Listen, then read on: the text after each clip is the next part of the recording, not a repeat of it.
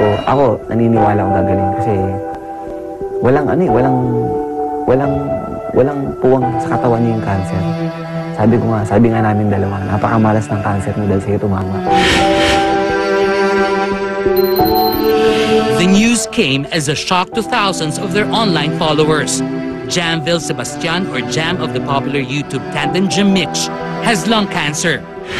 Martes, March 18, nang isa publiko ni Jam ang resulta ng kanyang biopsy na isinagawa noong March 12 matapos matuklasang may bukol siya sa kanyang baga.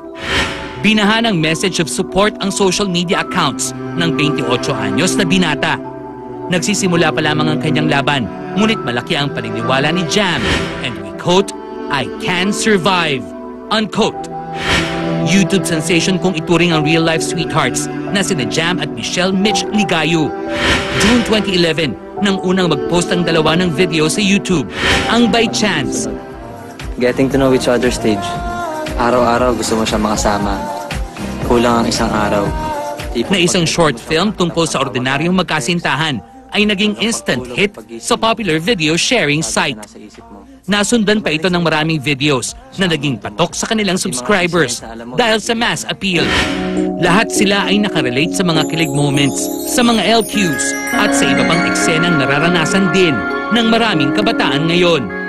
Today, Jam Mitch TV on YouTube has 82 videos, more than 440,000 subscribers, and 72 million views. Kaya't nang pumutok ang balitang may cancer ang binata, marami ang di makapaniwala. November 2013, nang magkaroon ng pagbabago sa kalusugan ni Jam, he experienced chest pains, headaches, back pains, sore throat, and coughing. Noong una ay inakalang asthma o tuberculosis lang ang sakit nito.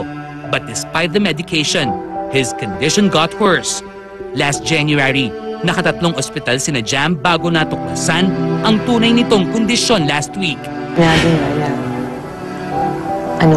Cancer niya. So, siyempre, ayoko maniwala. Andiyan yung anak ko kaharap. Siyempre, natulaga kaming mag-ina. Doon pa nga sa CT scan, talagang yung hindi ko matanggap. Kasi akala namin asthma lang. Nabilang namin kung ano yung stage. Stage 4 na naman siya. So sabi ko, ba't gano'n stage 4 agad? Ang bilis, di ba? Hindi talaga makapaniwala. Umupo ako doon sa tabi ng elevator dahil ayoko makita ako ng anak ko umiyak. Pero gusto kong iampog yung ulo ko sa pader kasi baka nananaginip lang ako. Kasi napakabata ng anak ko. Gusto ko magtanong bakit siya. Dahil unang-una wala siyang bisyo. Hindi siya nangismo. Hindi siya umiinom. Baka daw sa genes. Sa genes? Yan sabi. Baka daw sa pollution, sa environment, sa puyat. Sa kanya matatag siya. Sabi niya, Mama, kaya natin to. Lalaban ako. Huwag ka mag-alala. Si Mitch lagi siya talaga sa tabi. Hindi niya iniiwan yung anak ko. Malaki rin ang pasasalamat ni Jam sa kanyang pamilya, lalo na sa kanyang kuya Yexel, na nangako ng suporta sa gitna ng kanyang pakikipaglaban sa cancer. Naawa lang ako sa kanya nung pinunta ko sa condo nila. Kasi umiiyak siya. Yun yung first time namin sa buong buhay namin na kaming dalawa lang seryoso. Na niyap ko. At the same time, siyempre may luha sa mata. Niyap ko. Sabi ko, gagawin ko lahat. Umahan natin yung buhay mo. Kailangan lumakas ka, kailangan may balik lahat ng sigla mo. Ayun, nandito ako sa kanya. 100% ako. Stable sa buhay si Yexel at maayos din ang pamumuhay ng kanyang kasintahan. Ngunit ngayon, isa lang ang nais niyang pagtuunan ng pansin, ang nakababatang kapatid na nangangailangan ng tulong. Mahal na mahal kita, sabi ko nga sa'yo, lahat ng gagawin, lahat ng kaya kong gawin sa mga panahon na to, lahat yan, 100% ako sa'yo muna. Hanggang sa gumaling ka. At naniniwala ako na gagaling ka kasi walang puwang talaga sa katawan mo yung cancer. Kaya yung cancer mo, walang binatbat yan. Ang eksklusibong panayam kina Jam at Mitch at kung paano nila hinaharap ang matinding pagsubok sa buhay ng binata. Sobrang nagpapasalamat ako sa'yo kasi sobrang strong mo para sa akin. Magpapalakas ka. And alam mo naman na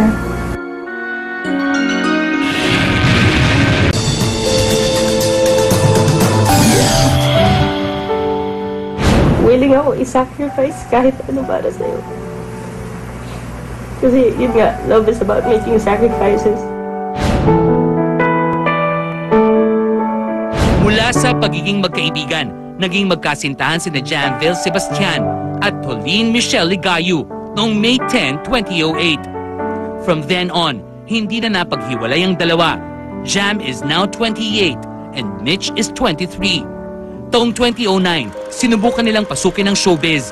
Jam and Mitch auditioned for GMA Network's Starstruck Season 5. Umabot sa top 60 si Mitch. But God has other plans for the couple.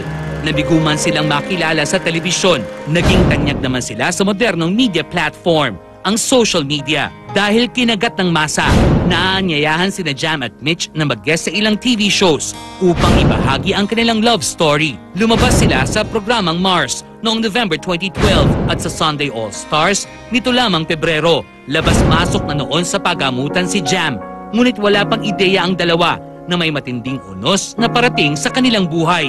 Nung sinabi sa amin na sa akin na may cancer ako, parang hindi pa nag-sink in eh. Parang, ano pa rin, parang hindi totoo. Parang ganun. Parang, ako magkaka-cancer eh. Wala naman akong bisyo. Hindi ako umiinom, hindi ako nag-yosi. Tapos, bahay lang ako palagi. Hindi ako mahilig sa mga clubbing, mga ganun. So, naisip ko paano nangyari sa akin yung ganun na magkaroon ako ng cancer. nung nalaman kasi namin yun, birthday ko, March 17.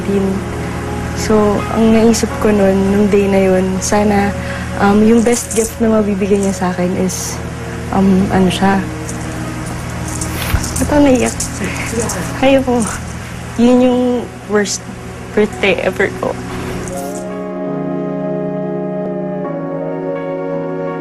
Kung malapit sa isa't isa noon, lalo pang naging close ang magkasintahan ngayon. Simula nung nalaman nga po namin yun, yung araw namin, lagi lang kaming nandyan sa tabi niya. Yun nga, mas naging close po kami. Everyday, mas nadadagdagan yung love ko sa kanya.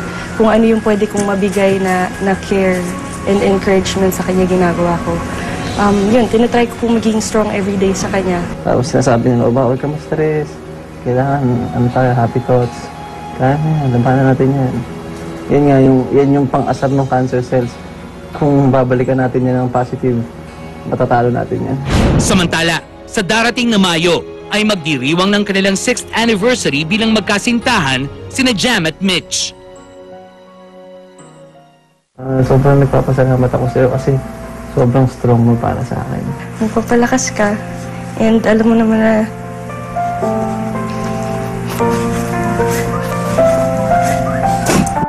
magpagaling ka kasi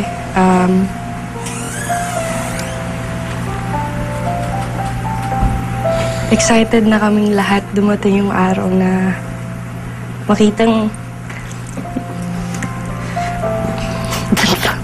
dalawa na iyak ako. Andun tayong dalawa sa gitna ng aisle.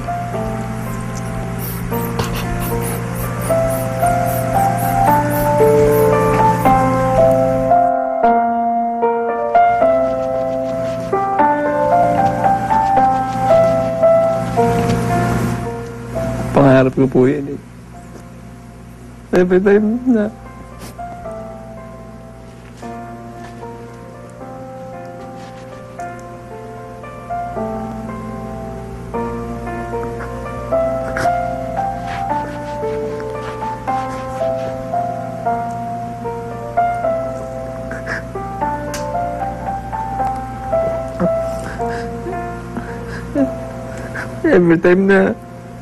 may pain ako nararamdaman. Lagi kong iniisip na yung happy thoughts na makikita ko siya sa aisle na naglalakad. Nabivisualize ko po yung may mga anak na kami. Nasa beach kami. Tapos banding lang. Sana na pag yung proposal ko sa kanya pag naiisip ko. So, yun yung mga nagpapa-excite sa akin para mabilis akong gumaling. Sana magsabi ka ng yes.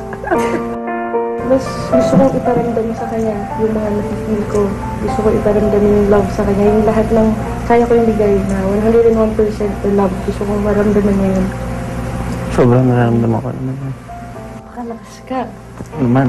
Madami pa tayong videos na gagawin. Oo. Nanonood sila ng by chance Gagawa pa tayong movie. Pero